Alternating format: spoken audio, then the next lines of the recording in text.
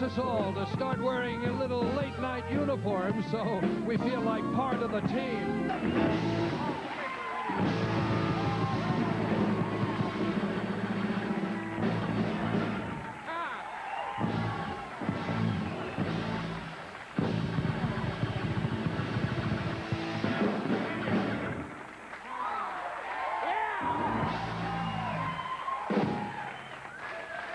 Thank you very much. Thank you, ladies and gentlemen. Can you feel the electricity building? That's funny because we are in the electricity building. But you know, ladies and gentlemen, I have the worst hairpiece in show business. Look at this. Boy, I hope you folks had a nice weekend. You know, I'll be honest with you. I did what I usually do over the weekend. A bunch of my volunteer fireman buddies came over. And we got drunk and spent the day listening to the police scanner. So it was... But, you know, seriously, boys and girls, boy, I had an unpleasant experience on the way to work this morning. First of all, let me just say a little bit about television. If you don't know this, television is a pressure cooker. Tense. Every day something new, and it goes on and on. It's relentless. It's agonizing. It's debilitating. And periodically, somebody who's been in television for a lengthy period of time can suffer kind of a burnout and, you know, maybe have some kind of a breakdown. And so I hope I'm not telling tales out of school here, but right around the corner from us is Studio 8G, where they do the Phil Donahue show. And I'm coming up here for rehearsal this afternoon, and down the hall I hear somebody crying. And so I tiptoe into 8G, and sure enough, sitting there on his set is Phil Donahue, and he is, honest to God, he is sobbing his eyes out. And he keeps muttering over and over again, "I'm out of topics. I'm out of topics." So I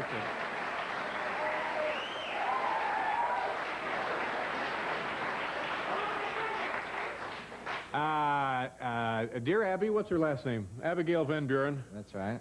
And who's the other one? Ann Landers. They had a reunion together. They appeared at their 50th high school reunion this weekend in Iowa. Fortunately now, they both escaped serious injury when their hair collided. But, you know... Well, keep your eyes on me at all times, Anton, because when you see the elbow, that's your cue to... There you go. This is sickening, but I guess it was inevitable. Here in New York today, street vendors are selling what they claim are official presidential polyps. I don't know. It's only a joke. Oh, stop it! We have a woman here from Troy, New York. Now, I don't want to hear this out of you. Waited 18 months to get tickets for tonight's show. And, Paul, are you going to take her to dinner or not?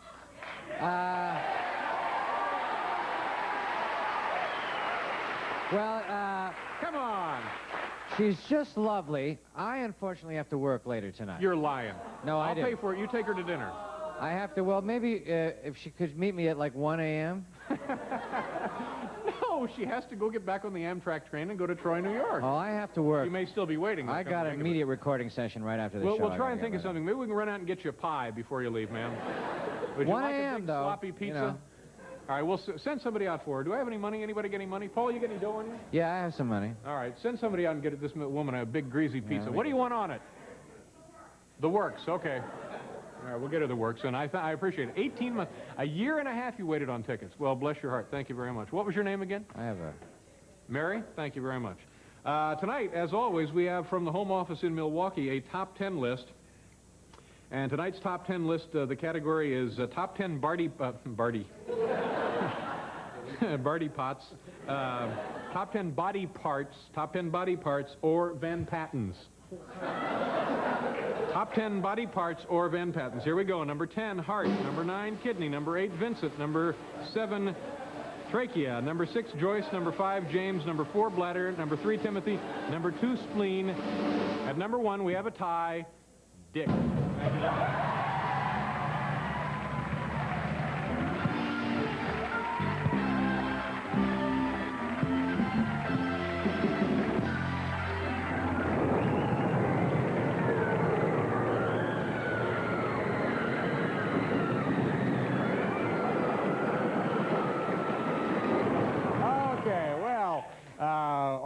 Summer, we're going to be in this beautiful Studio 8. What do we got here? 8H. 8H, and we're going to show you around the backstages. Once you leave this area here, it's completely different from where we used to be, which was 6... 6A. 6A, we're 2 floors up and a couple down. 8H, come on back here. See, it's pretty much the same, and then you come back here, and it's a little bit different. Totally This is our cameraman, Carl Eckert, and this is the backstage area. You see some of the staff members back there. 5 minutes, Miss Ellerby. Joke. Just a joke. It's a joke. Now, this is nice. You see these empty seats up here? We discount those for church and civic groups. How you doing? Now, here's something that I like to do for the staff here. You guys can enjoy this. Look up and enjoy this. See, this is me now doing a scene from Quincy. You ready? Here we go. Is this your husband, ma'am? Forget it. Okay. Now, back here, we're in a makeup area. This is a very historic location. This is where Lucille Ball used to put on all of her makeup before all of her wonderful programs, and she left behind some old compacts. And here's a Q-tip, and I believe that's coral blush there. All right, what else do we have? Oh, here, this is nice. Look at this. See this thing here? We have a little note on this that says, "Save late night." Can you believe this? Some idiot was going to throw this away. All right, come on back this way. And we're entering kind of a tunnel, and this tunnel has been here since 1937. By the way, this is not a real exit. Those are just painted on there to bring this building up to code. And some of these have been here since 1937 when they put this studio up for Toscanini, and they're kind of getting a little old and a little insecure. But, oh, my God, run for your lives. Oh, brother. Yeah, we'll get you a really big sloppy pizza, Mary. Don't worry about it. Now, here's something fun to do. We have these colored gels, and I like to, let's say somebody at home tuned in late, I like to play games with them. Damn it, Harriet, I knew we should have got a Sony. I'm in hell! All right, now let's go on back through here. And a new GE invention, the giant plug. How do you do? Nice to see you. And we're continuing on down this way. And back through the tunnel. Al Frisch, ladies and gentlemen. Al, nice to see you. How you doing, buddy?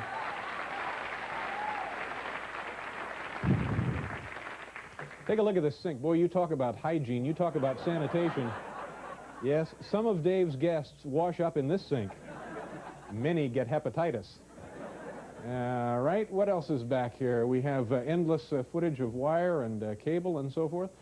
And I don't know if you can see it down there. They're doing an experiment with, yeah, right there, some breakfast rolls in Petri dishes.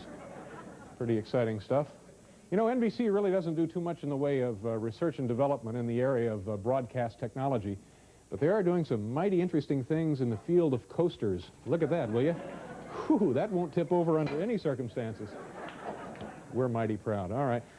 Come on back here. Folks, this concludes the tour. And what we're going to do for you now is the action-adventure portion of the broadcast. So, Howard, are you ready? Okay, Howard is ready. Carl, I have to ask you a question now. Do you want to stay here in the studio for the rest of your life and rot in hell?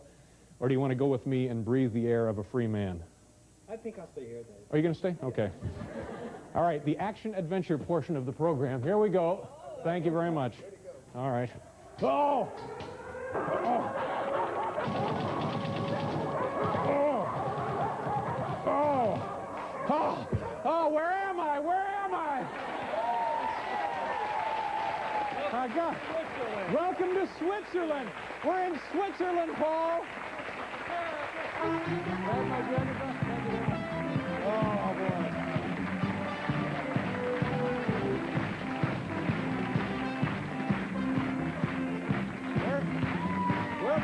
We'll be right back. Well, what happened? It was a Dramamine. Paul was taking Dramamine all day Friday because we were on the Hudson River with We Chris did Elliott. some shooting on the Hudson River in a boat. I popped one Dramamine and I slept throughout the whole. Did it make you woozy, drowsy, or what? Yeah, I was sleeping. You know, as we were taping, I was actually sleeping.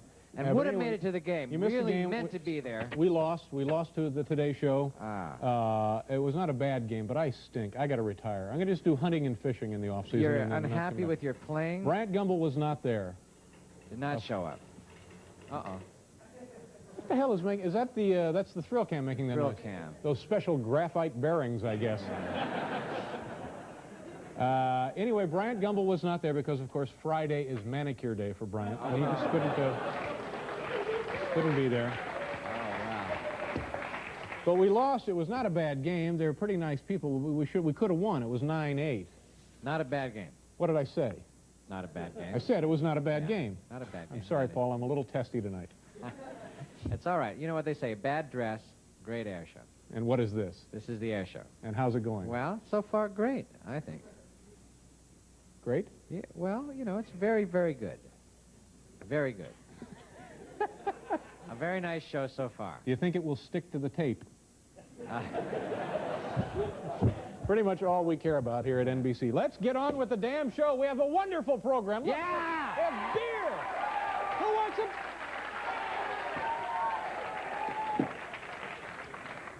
Because those are, we have, our guests are going to drink those, but if there's a little left. Now I need the Dramamine, Dim. And Mary, we got a pizza coming for Mary. Great. All the way from Troy, New York. Where is Troy, Mary? About 150 miles north of New York City. I see. Okay. 8 miles north of Albany. 8 miles north of where? Albany, New York? Albany. So you're way up there, aren't you? Yes, about 60 miles south of Lake George.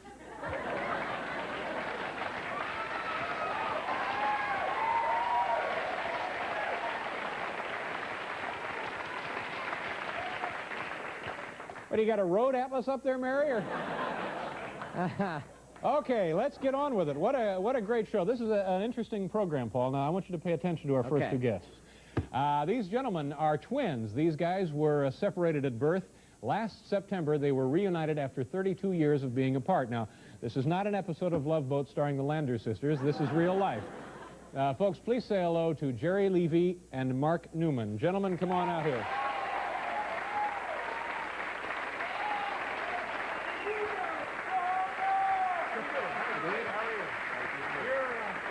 I'm Mark. You're Mark, you're Jerry. All right, have a seat, gentlemen. All right, now this happened in September. How did it happen? You were separated since birth, and then what happened? You gonna tell it or am I gonna tell it? What do you You guys weren't go ahead. there. All right, you start first. You're Mark. I'm Mark. You're Mark. All right. Down in September, a couple of friends of mine and their wives went down for a fireman's convention. You're both volunteer firemen? Right. Yeah. Now, that in itself is kind of interesting, isn't it? That not being together for 32 years and you're both firemen. If it wasn't for that fact, we wouldn't have met. Yeah, okay. And my friends were having lunch in a little restaurant, having a couple cocktails, and in walks Jerry. Take it from there. All right, you walk in, and what happens? So I walked in, I sat down at a table, ordered a sandwich and my favorite drink. Mm-hmm. Which is what? Beer. Beer, right? you both enjoy a lot of beer, don't you? We consume a little bit. Yeah. Just a little. One maybe more than the other. No. All right. Hasn't been put to the test yet. Okay. All right. So now, you walk in. Walked in, sat down, and these people at another table are staring at me. Mm-hmm. I'm going, bunch of drunk firemen, you know, Right. whatever, partying. Yeah. They don't know what they're looking at. Right. And sure. finally, his friend Jimmy came over and started, I asked if he could sit down. He had told me that there was someone in his fire company that looked exactly like me. Uh-huh. And I was thinking to myself, he's full of it. Yeah. There can only be one of me. Right. It didn't really strike you as being anything out of the ordinary at that time. Not at the ordinary. I've been told I look like somebody else or somebody Yeah. else looks like me before. Now, before the reunion, did one or both of you know of the existence of the other one? I knew I had a brother. Uh-huh. I had no idea it was an exact twin or Right. even a twin. You didn't know anything 2 about years it? ago. Okay. So now, how was the reunion pulled off? Well, for a week, I don't know how, the guys in the firehouse kept a secret. Mm-hmm. Usually something leaks out, but they kept their mouths shut this time. So your friends at work arranged this? And they told me, you doing anything Friday night? I'm like, no. I'm like, we're going to go down to Tinton Falls. They've got a brand new foam unit there. We had just gotten ours. And he says, Jimmy Tedesco said, there's some nice stuff on this. You might be able to use. I said, okay. So you're going to go down and look at equipment. That was the That was it. pretext. Yeah. On the way down, they said, listen, the guy you're going to meet down there is a lieutenant. You don't like him. He's big like you, and he likes to tip his elbow a little bit like you. Yeah. And you should get along. Yeah. Okay. So I really didn't think anything of it. Went down there. Jimmy Tedesco walked in first, said, greeted Jerry. Jerry said, how you doing? I walked in second, shook his hand, and walked right past him. Mm-hmm. No, that didn't dawn on you at all? Yeah. Walked right past him. Yeah. And did you have any reaction when you saw him? The reaction I had, I looked at Jimmy, and I told Jimmy, I need a beer. Yeah, need a beer. That was my brother. Uh-huh. Oh, so it did hit you that was it hit me yeah. right yeah, then but and you didn't there. notice it. So when did it dawn on you finally? Well, I was walking around the apparatus, and it was nothing special. And I'm like, what'd you bring me down here for? And Jimmy's like, well, we didn't bring you down here for this. Bill Reckner, who was also down on Wildwood, was there, and Chief Gary Millay, who was one of my best friends. We walked down there, and I'm like, what do you want? He goes, we want you to meet Jerry. I said, so? He's like, well, doesn't he look familiar? I'm like, well, you're right. He's big like me. I don't know if he likes to tip his elbow like me. We found out. I said he's got a big nose like me. He wears glasses like me. What was the final bit of proof for you? He took his hat off, and I'm like, he's bald like me. And that's when I said I needed a beard. So there is no doubt in your mind whatsoever that you two, in fact, are twins, right? Absolutely not. Okay. I believe we have a photograph taken from that momentous occasion. Is this, in fact, when you guys met? That was that Sunday afternoon. This was the next day. No, Sunday. So Sunday. 2 days later. 2 days later, and you're still comparing similarities. That was back in Okay, we got to. What are we doing? Very nice, Paul. Thank you very much. Come, let me stand next to your fire. Your You fire, bet. yeah. He doesn't miss a trick. Now, was this a really exciting thing to suddenly discover that you have not only a brother, but a twin brother and a guy who enjoys the same kind of interests as you do? For me, it was more like meeting a brother who had moved away for a long time, and then had been reunited. Did you have instant rapport, did you feel? Oh, yeah. Instant. Yeah. We're so alike that it was... What are some of the other similarities? Food. Yeah. What kind of food do you like? Italian food, yeah. What about women? Do you have a similar taste in women? Long legs, I like. Yeah. Long legs and a... No, I don't think I can say No. it. Are there any differences? I like the Cowboys. You don't know what you're talking about because the Redskins are going to beat their butt this year. Remains to be seen. Do you guys have hobbies that are similar? I hunt. You hunt? How about you? So I hunt occasionally, fishing. Yeah. And are you now being sought after for psychological, sociological tests and that kind of thing? Firehouse Magazine did a article. We felt it was only right that they get it first, because we're both firemen. Yeah. And a Dr. Nancy Siegel and a Dr. Bouchard in the University of Minnesota picked up on it. And they have a study of twins that are reared apart and then reunited, and they're going to take us apart every which way and then put us back together to find out what makes us tick and exactly how close we are. I hope I got my same parts back, though.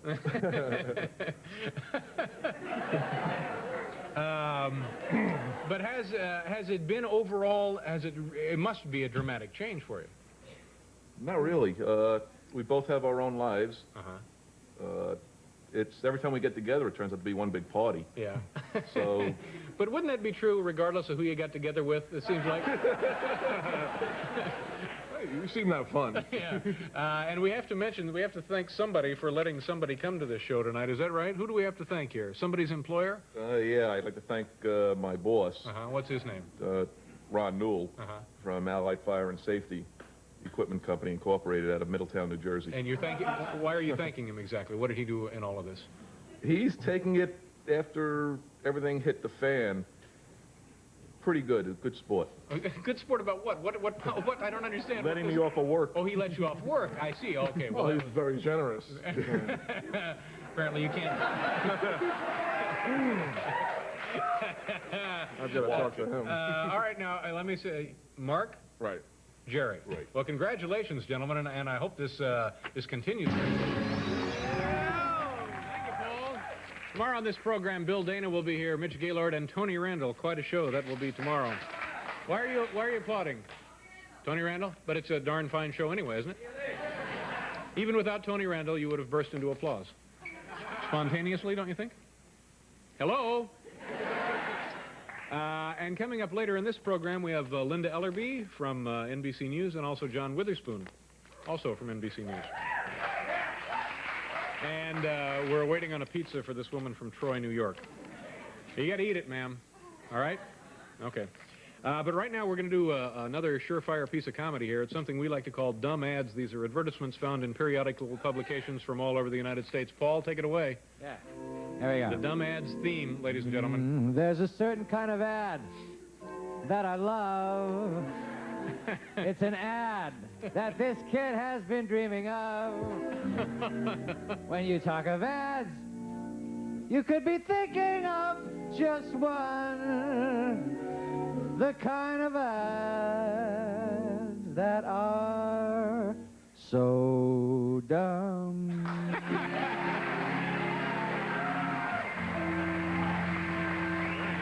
Thank you. That's very nice, Paul, and thank you very much. Oh, sorry, time's up. No time for dumb ads tonight. Oh, no. Okay, here we go. Did you just make that up? That was like in Second City, they used to call that make a song, where you just try to Did make that right one. off the top of your head? Yeah. Are you kidding me? Not so great. Yeah. It's very impressive. Well, it's nothing. Come by the office for a raise tomorrow. Oh, thank you, Mr. Letterman, sir. Thank you. You know where the office is, don't you? I've never actually been asked up there, no. Here's our first dumb ad. I'm already giggling inside. This is from Laramie, Wyoming, the Sunday Boomerang Father's Day sale. As you can see there down in the corner, it says, Tampax, yes, sir.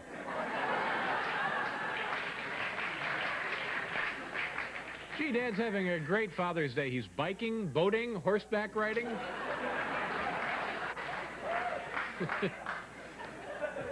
Here's something from the American Kennel Club Gazette. Gifts and novelties. Have your dog's hair hand-spun into yarn. Hats, scarves, sweaters, and more also available. These clothes get wet and they smell pretty good on an elevator. Take it from me. Here's something from the Pittsburgh Press Windows Restaurant. We invite you to enjoy our Monday night dinner special, an 8-ounce New York strip steak dinner with complimentary glass of wine, only $6.95. Gee, that's pretty impressive. A Monday night dinner special. Whoops, no, we're closed on Mondays.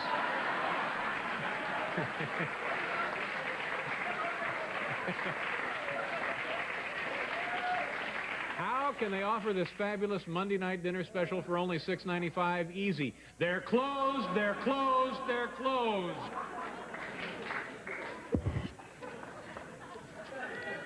Something from the Lawrence, Massachusetts Yellow Pages. Michael J. Early, Esquire, General Practice of Law.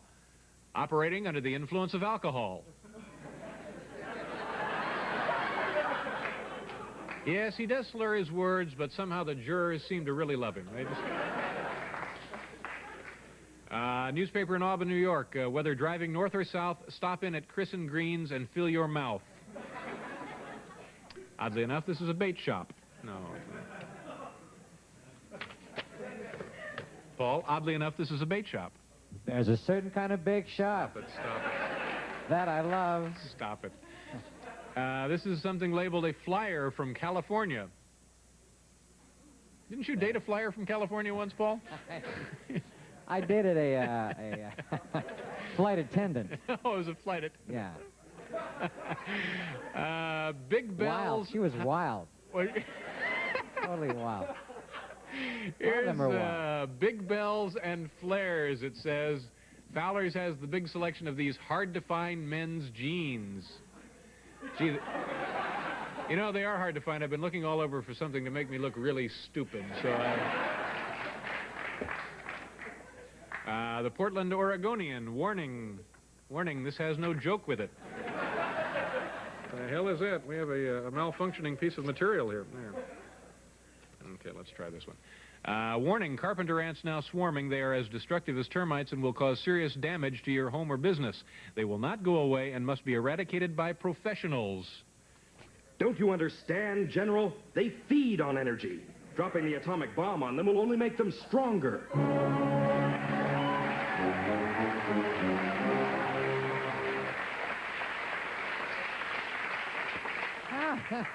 That was great. Does that make any sense to you? That was great. No, I didn't get the joke, but it was a great, great effect, though. And finally, get ready to cover me, Paul, here as we ride into the sunset from Meat Plant Magazine. There's a setup. Something called the Double J Pickle Pumps. The quiet ones. Gee, honey, the boys have been awfully quiet tonight. Oh.